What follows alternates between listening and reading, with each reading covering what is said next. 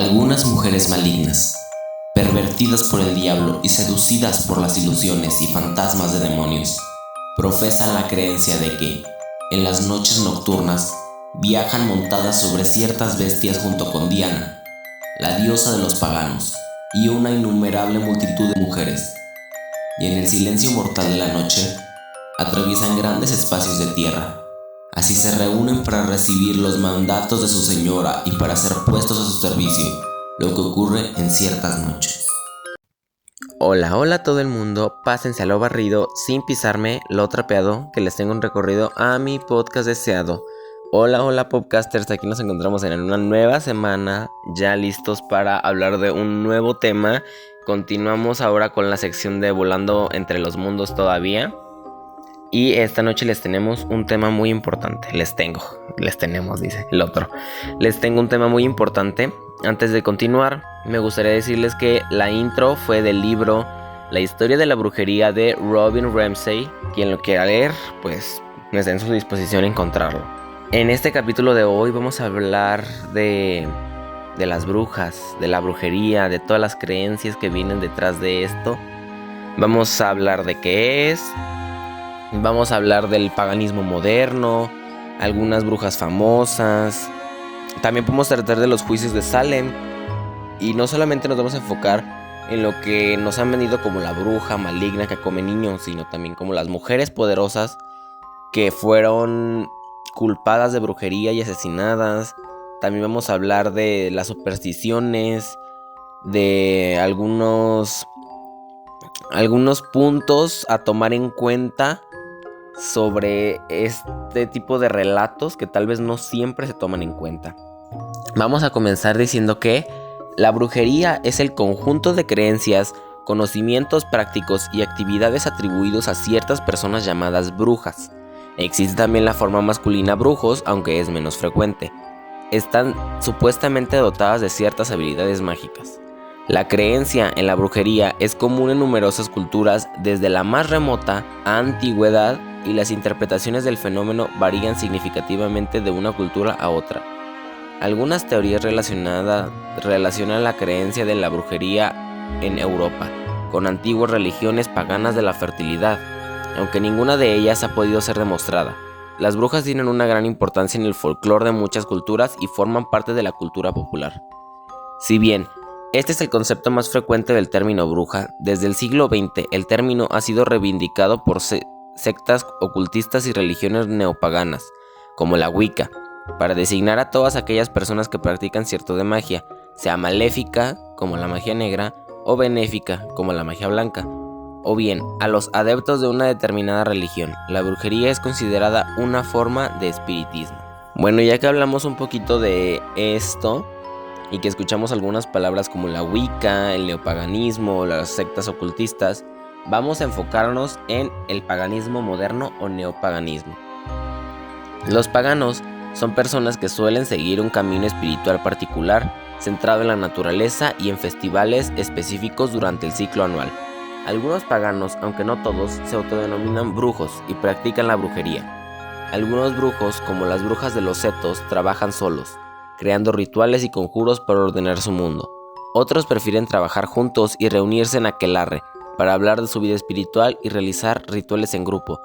La brujería pagana a veces se distingue de otra tradición llamada Wicca o la tradición, pero existen muchos tipos diferentes dentro de los caminos paganos y dentro de la Wicca misma.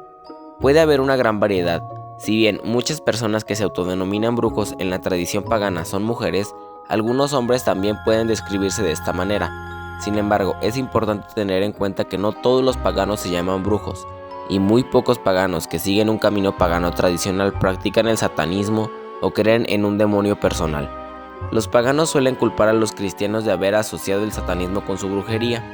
A menudo, les molesta tanto como a los cristianos la tradición de pedir dulces y bromas en Halloween, pues sienten que devalúa sus creencias, comercializa su espiritualidad y se burla de sus tradiciones. También les molesta la comercialización de la brujería y los hechizos que se encuentran en libros para adolescentes e internet como soluciones a problemas y métodos para hacer magia. Algunas tiendas venden artículos para practicar brujería casera, lo cual resulta ofensivo para algunos paganos, quienes afirman que su tradición espiritual requiere esfuerzo y autodisciplina, no atajos, para que rituales, además de que ignoran la importancia de cuidar y celebrar el mundo natural, formen parte de algo más negativo. Ahí está la descripción del neopaganismo o paganismo moderno. Creo que este punto es inicial para ver cómo se toma en cuenta hoy en día la brujería y a los brujos o brujas. Y es cómo la religión, cómo las creencias, cómo el cristianismo y el catolicismo ven a la magia. Porque realmente es un punto muy importante lo que opinan las religiones y las creencias. Quizás no es algo que lo defina, pero es algo importante porque de ahí vienen muchos problemas cuando no está bien visto por alguien más. Entonces, vamos a leer. En el Torah o el Antiguo Testamento cristiano no aparece el concepto de brujería con el significado y las connotaciones que se desarrollarían en el medioevo europeo. En el Éxodo, lo que se prohíbe concretamente es la magia o hechicería, en hebreo kashaf, la que susurra, es decir, la práctica de, mediante invocación de dioses o espíritus o mediante fórmulas mágicas obtenidas gracias al conocimiento y la sabiduría supuestamente sobrenaturales, trata de influir sobre personas y acontecimientos futuros. En esto difiere la magia de la adivinación, pues esta última solo trata de descubrir acontecimientos futuros, no de influir en ellos o de cambiarlos. En suma, los hechiceros mencionados en la Biblia no son satanistas, sino sacerdotes más o menos formales de cultos de esa época. Se llaman así tanto a los sacerdotes de Egipto como a los de Babilonia y Persia. En la Torah se establece que la hechicería debe ser castigada con la pena de muerte. A la hechicería no la dejarás que viva. Éxodo. Es de notar que, al igual que en la Grecia y Roma clásicas, la brujería aparece con una actividad mayoritariamente femenina. En el libro de los Hechos del Nuevo Testamento se narra brevemente la historia de un hechicero, Simón el Mago, que se convierte al cristianismo. Hechos 8, 9 al 13. Incluso Jesús fue acusado de hechicería por permitir que demonios realizaran su obra. Por ejemplo, Mateo 12, 24. Hoy en día, sin embargo, algunos cristianos siguen desconfiando de los paganos y les preocupa todo lo que se refiere a brujas, magos o magia, incluso en la literatura infantil. Por lo tanto, algunos paganos también desconfían mucho y temen a los cristianos y a otros automáticamente que asocian la brujería con el mal. Realmente el cristianismo y el catolicismo no ven como algo bueno la brujería, ni la magia, ni la santería, ni ningún tipo de esas prácticas, porque no se alinea con lo que ellos creen. Entonces, creo que debemos descentralizar mucho los estigmas que tenemos impuestos para ver realmente el más allá, más allá de nuestra burbuja. Porque, por ejemplo, cada quien tiene su religión y es respetada, o puede ser que alguien tenga una religión vacía o que simplemente no crea en nada, y no hay ningún problema con eso, pero no puedes resignificar que sea lo único que existe, ni mucho menos imponerlo a alguien para que sea de esta forma. Entonces tú no tienes el derecho de criticar las creencias ni la forma en la que otros creen. ¿Estamos de acuerdo con eso? Así que vamos a hablar de algunas famosas brujas. Brujas entre comillas, porque para mí bruja es una mujer inteligente, capaz, que sabe de temas muy importantes. Por ejemplo, personas que leen las cartas, personas que saben de plantas, que saben de medicina, de herbolaria, mujeres con conocimiento. Para mí eso es una bruja. Lo que ya nos metieron de nahuales, de bolas de fuego, a lo mejor quizás no sea tan real, o puede ser que sí, y que haya muchos tipos de brujas, pero vamos a hablar de este segundo tipo, del que quizás no sea tan verídico. En Puebla, la leyenda de la Nahuala cuenta que una anciana que practicaba brujería vivía en el lugar donde después se construyó la casa del alfeñique. Tenía la capacidad de transformarse en animales y robaba el alma de los niños para prolongar su vida. Cuando los habitantes protegieron a los pequeños, la Nahuala juró venganza, y se dice que su espíritu aún aparece por las noches. En Juchiapan, Hidalgo, existe la creencia de que algunas mujeres aparentemente normales practican rituales de magia negra durante la noche. especialmente en el cerro Coatepetl. Se dice que pueden transformarse en animales y realizar ofrendas extrañas. Por ello, muchas personas colocan sal o tijeras en sus casas para protegerse de que las brujas roben a los niños. En los dínamos en la Ciudad de México se cuentan que en los cerros aparecen brujas durante la madrugada, sobre todo en noches de luna llena.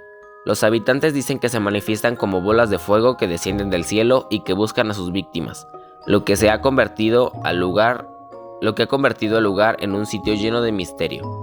En Veracruz, la historia de la mulata de Córdoba narra la vida de una mujer muy bella y enigmática, conocida por predecir eventos y curar enfermedades.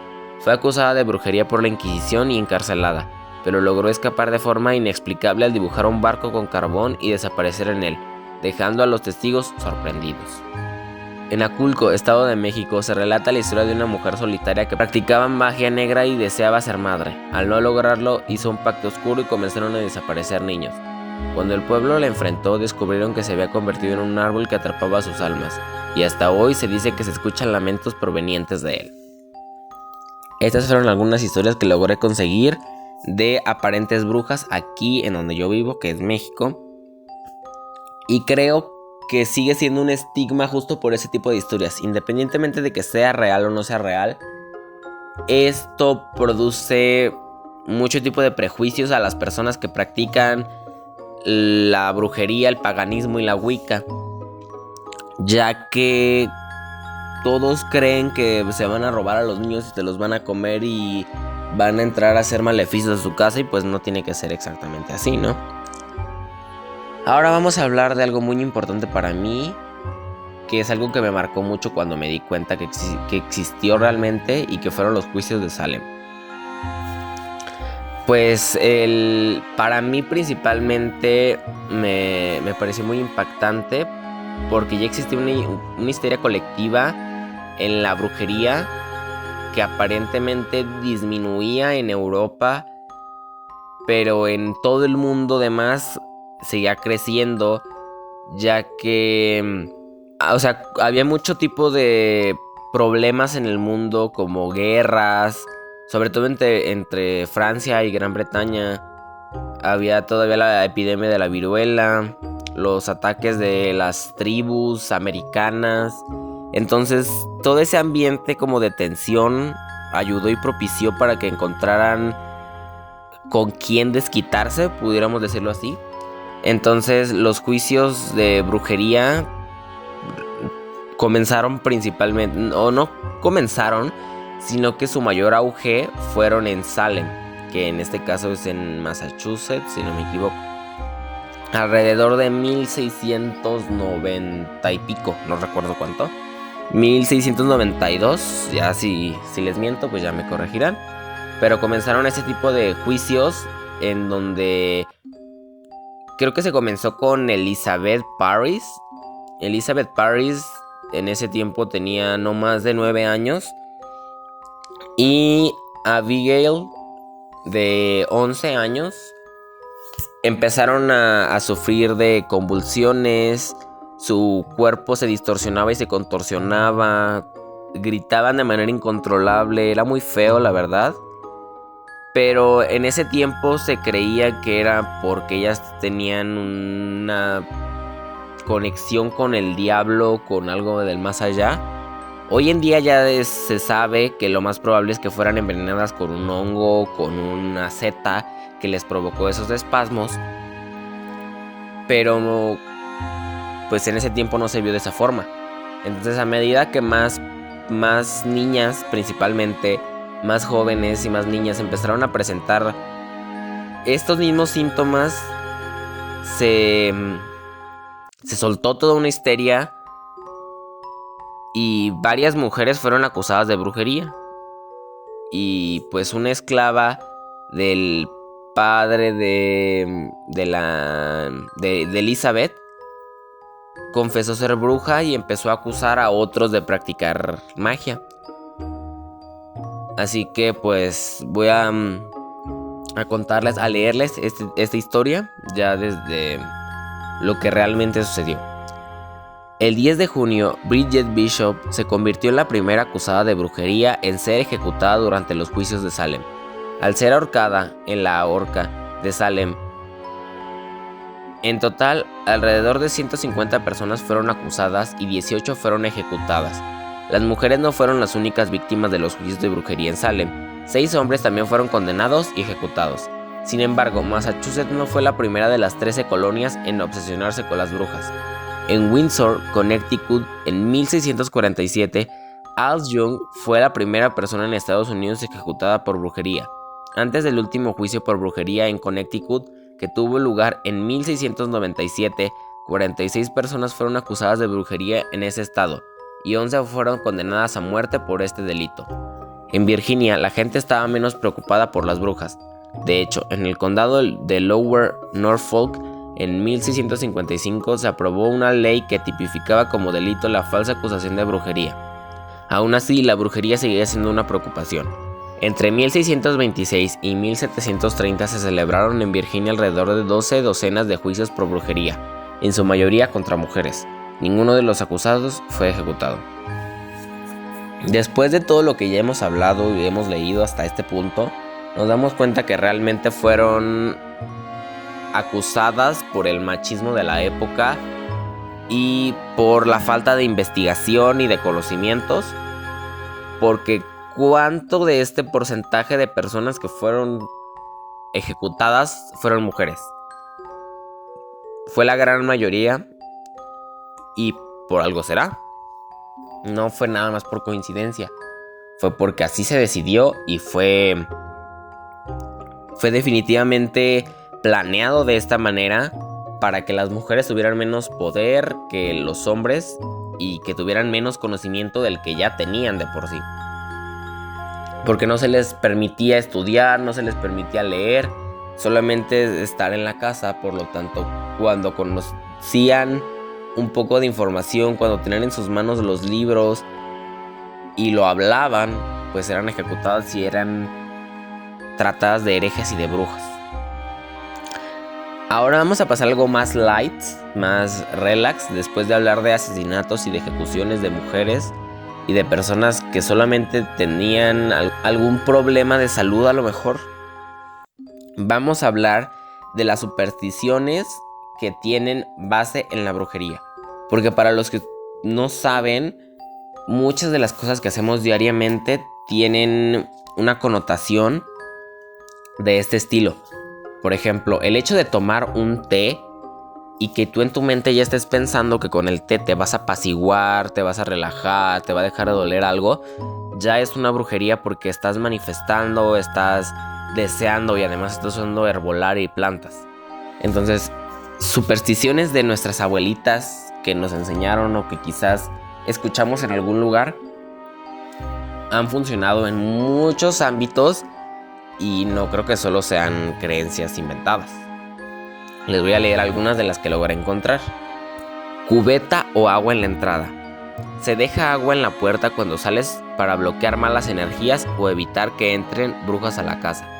Aquí en yo escuché personalmente que cuando dejas una cubeta detrás de tu puerta y sales, el agua vibra de manera que cualquier persona que venga con mala intención para entrar a la casa y robar algo quizás, empieza a escuchar personas o ruido como si alguien realmente estuviera en la casa desde la vibración del agua.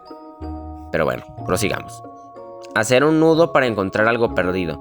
Se hace un nudo en un listón o tela mientras pides encontrar el objeto. Se cree que atas la solución para que aparezca. Voltear un vaso o taza. Cuando algo se pierde, se coloca un vaso boca abajo para que lo perdido se detenga y aparezca. Escoba detrás de la puerta. Sirve para alejar visitas no deseadas o personas con malas intenciones. Tijeras abiertas. Se colocan en forma de cruz debajo de la cama o en la entrada para cortar brujerías o mala vibra. Enterrar monedas o ponerlas en la esquina de la casa, para traer dinero o que nunca falte el sustento. Dormir con algo rojo. Usar un listón rojo o ponerlo bajo la almohada para protección contra el mal de ojo. Quemar hojas de laurel con un deseo. Escribes algo que quieres, lo quemas y el humo lleva la petición. No prestar sal o dinero en la noche porque se cree que así entregas tu suerte o prosperidad. Golpear ligeramente el suelo o decir una frase. Algunas tradiciones dicen que hablarle a la casa o al espíritu del lugar ayuda a recuperar objetos o a traer calma. De estas, yo solamente he puesto en práctica 2, la de hacer un nudo para encontrar algo perdido y la de el quemar hojas de laurel con un deseo. Quizás esto sea una coincidencia, pero a mí las dos me han funcionado. Para la de encontrar algo perdido utilicé un paliacate, realicé una oración o exclamé unas palabras para que encontrara lo que tenía perdido. Amarré el paliacate y lo puse en un altar que yo tengo tenía, donde están mis creencias. Y ahí lo mantuve hasta que encontré la cosa. Ya después ya lo desamarré, terminó todo el asunto. Y la de quemar hojas de laurel, en una hojita escribí algo que yo deseaba. Quemé el laurel, que es muy extraño cómo se quema la hoja de laurel. No, regularmente yo no quemo plantas, menos si están vivas. Pero en este caso, cuando yo hago brujerías o cuando yo hago este tipo de supersticiones, utilizo las plantas secas, porque la mayoría de creencias son así. Y por ejemplo, para hacer inciensos, ninguna planta yo he visto que quemara como lo hace el laurel. Como que explota, como que suelta chispitas, no sé, se quema extraño. Pero también se cumplió mi deseo, lo que escribí ahí. Ahora les voy a contar una historia, un ejemplo, algo que encontré en redes sociales. Y pues yo dije, vamos a leerlo, a ver qué nos cuentan en esta historia. Con el tiempo entendí que una bruja no siempre se ve diferente. Puede parecer una persona completamente normal. Yo conocía a una sin saberlo. Era cercana a mi familia, amable, y hasta parecía alguien especial, como una especie de protectora. Nadie sospechaba lo que realmente hacía. Cada vez que nos visitaba, realizaba rituales como rociar agua bendita, hacer sahumerios y decir lo que percibía en la casa. Incluso aseguraba que podía visitarnos sin estar físicamente ahí, y en algunas ocasiones llamó para contar lo que había visto. Lo más impactante fue que llegó a advertir sobre accidentes que después ocurrieron. Vivía de leer cartas, interpretar señales y hacer limpias. Decía que sus habilidades venían desde niña, heredadas de su familia, y que ayudaba a quitar males o brujerías. Sin embargo, también sufría constantes enfermedades, como si ese poder tuviera un costo. Con el tiempo entendí que la brujería no siempre es como la imaginamos. No siempre es oscura o evidente. A veces se mezcla con lo cotidiano, pasando desapercibida y dejando más preguntas que respuestas. Esta historia pues a mí me dejó bastante impactado, porque realmente las personas que, si es que existen personas con habilidades mágicas que pueden presentir y ver el futuro, realmente no te vas a dar cuenta. Van a ser personas iguales a todas. No van a tener un diferenciador, no van a tener una estrellita en la frente, no van a tener un lunar con forma de luna. O sea, no son personas diferentes ni que vas a poder percibir hasta que te des cuenta de realmente quiénes son. Y yo creo que hay gente realmente poderosa que tiene este tipo de habilidades y que si se usan para el bien, pues padrísimo. Antes de proseguir, les voy a dejar la pregunta de reflexión de esta ocasión. ¿La brujería es real o el verdadero poder está en lo que creemos? Porque yo siempre he visto las religiones y las creencias como algo psicológico que nos ayuda personalmente a mejorar y a estar en paz y a conectar con nosotros mismos. Pero como hablábamos en el capítulo anterior del tarot, ¿realmente el poder está en la brujería? ¿O el poder se lo estamos dando nosotros de nuestro interior y de nuestra mente y de nuestra manifestación interpretativa? Entonces, ¿realmente la brujería existe? ¿O solamente el hecho de creer en nosotros ya es un poder mágico que tenemos cada quien? Ahora la razón del capítulo. Les voy a contar por qué yo hice este capítulo en esta ocasión. Y les voy a contar brevemente antes de leerle. En mi ciudad, específicamente exactamente en el municipio donde yo vivo, existen las creencias de que en cierta zona hay brujas, específicamente bolas de fuego. Hay dos zonas diferentes, pero voy a enfocarme en la que es más cerca de mi casa. En este lugar se dice que aparentemente las brujas rondan de noche y en los cerritos, en las montañas, en las zonas de tierra, vuelan y seguían. No hay registros de que haya desapariciones de niños, ni mucho menos. Solamente hay registros de que hay brujas rondando las zonas. Hay bolas de fuego girando y nadando y volando entre el aire. Así que les voy a leer esta historia que alguien contó. Bueno, que yo me encontré. Esa noche era 24 de diciembre. Todo había sido fiesta, risas, los arrollamientos, la gente caminando entre cerros con la pura luz de los cohetes. Entre bromas, como siempre, decíamos que veíamos sombras, que escuchábamos cosas, pero nadie lo tomaba en serio. Hasta que me fui. Eran más de las 2 de la mañana. La carretera estaba completamente sola, oscura, de esas donde solo escuchas el motor y el viento. Me faltaba unos 10 minutos para llegar cuando levanté la vista y ahí estaban, 2 bolas rojas en el cielo.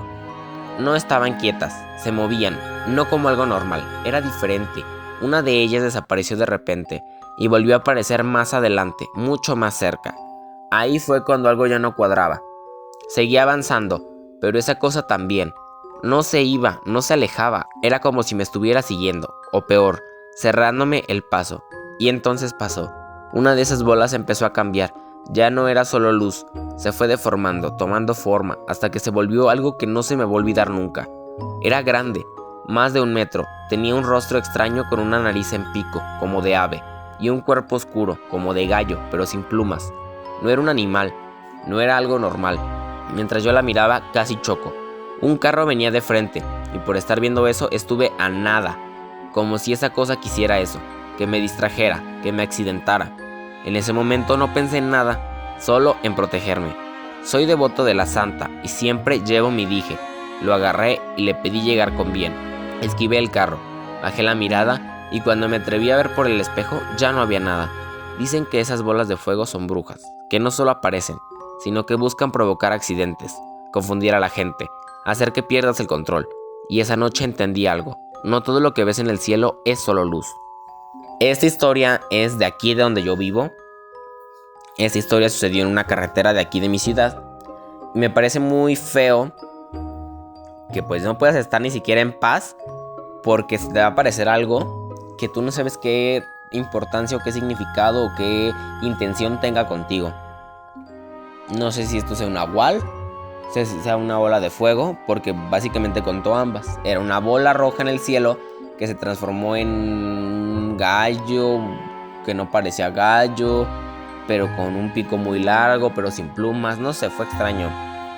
Es realmente fuerte que este tipo de historias esté tan cerca de donde yo vivo, porque lo vemos como, ay, la Llorona pasó hace mucho tiempo, ay, la gente dice y habla y cuenta y no es cierto. Y quizás sí sea cierto, porque ¿quién nos asegura que todas estas historias solamente nos la cuentan para asustarnos y no suceden en realidad? O sea, ¿qué nos están escondiendo? Porque todas estas historias son vistas como, ay, las brujas son historias falsas, o esto de las bolas de fuego, nada más es para asustarme. Pero ¿qué tal si no? ¿Qué tal si las brujas, las bolas de fuego, los nahuales existen? Además, ¿qué impacto tendrían en nuestra cotidianidad que existan? O sea, ¿seguirían siendo como las brujas que conocemos, que hacen limpias y hacen amarres? ¿O tendrían una connotación negativa? O sea, ¿estarían destruyendo el mundo y haciendo males? No sé, creo que es muy impactante. Bueno, ya casi de finalizar, les voy a contar otro relato muy breve que me contó una amiga muy íntima. Por respeto no le voy a cambiar el nombre y le voy a poner María, ¿ok? María no nació en la ciudad donde yo nací, o sea, donde vivimos ambos, pero esta historia sí sucedió aquí, en otra casa que no es donde vive actualmente, sino es más en el centro de la ciudad. María me cuenta que cuando ella todavía era muy pequeñita, su mamá tenía que lavar la ropa a mano y la tendía en los tendederos de la parte más alta de su casa, que era la azotea. Cuando su mamá subía a tender la ropa que ya había terminado de lavar, ella veía bolas de fuego volando. Pasaban y pasaban y pasaban. Todos los días que ella subía a lavar la ropa a la misma hora, veía una bola pasando. Entonces, en una de esas, la mamá de mi amiga va a hablarle a otra amiga de ella y le dice: oye, quizás no me creas, pero en mi casa siempre pasan brujas, siempre pasan bolas de fuego encima de mí y pues me está dando miedo, ¿qué tal que se lleven a mi hija, no? Entonces la amiga no le cree, pero dice: vamos.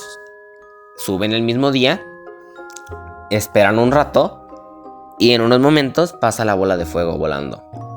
En eso la mamá de mi amiga le dice: mira, ahí va la bola de fuego. Y con el dedo índice señala hacia arriba. En ese momento, ¡pop!, desapareció la bola. Y las dos mujeres se quedaron impactadas. Entonces, la mamá de mi amiga me dice que ella siempre veía las bolas. Aún diariamente seguía viendo que pasaban por su casa.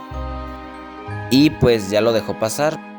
Pero otra persona le contó a la mujer, a la mamá de María, que no podías mencionar ni señalar ni nombrar a las bolas de fuego porque desaparecían. Entonces, pues la mamá de mi amiga pues aún así se espantó y dejó de vivir ahí. Actualmente ya no vive ahí, ya no ve pasar las bolas de fuego, pero creo que no es tan mentira como nos han hecho creer. Quizás sí existen las bolas de fuego y pues obviamente no hay forma de comprobarlo científicamente que sean personas o que sean brujas, pero quizás sí existen, quizás sí sean reales. Espero hayan disfrutado el capítulo en esta semana, esta ocasión.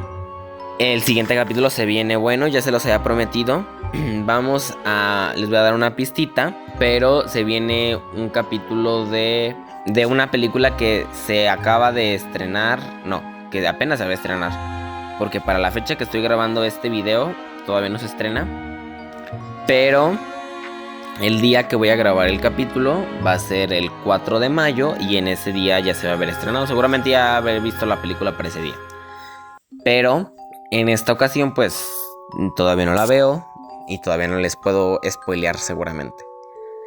Así que los invito a que nos pongamos a ver desde el punto de vista de creencias no tan comunes, que nos pongamos a ver desde el punto de vista de nuestras abuelitas y de las mujeres con conocimiento que realmente saben. Los invito a que pongamos el ojo en todo esto para poder ver desde el punto de vista de los mitos y realidades.